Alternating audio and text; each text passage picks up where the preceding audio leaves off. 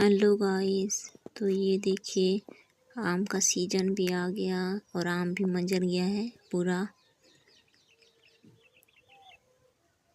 फिर इसके बाद इसमें आम फलने लगेगा।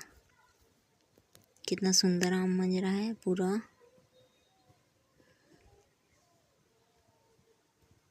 कितना अच्छा दिख रहा है। तो मिलते हैं नेक्स्ट वीडियो में दोस्तों। बाय। चैनल को सब्सक्राइब कीजिए।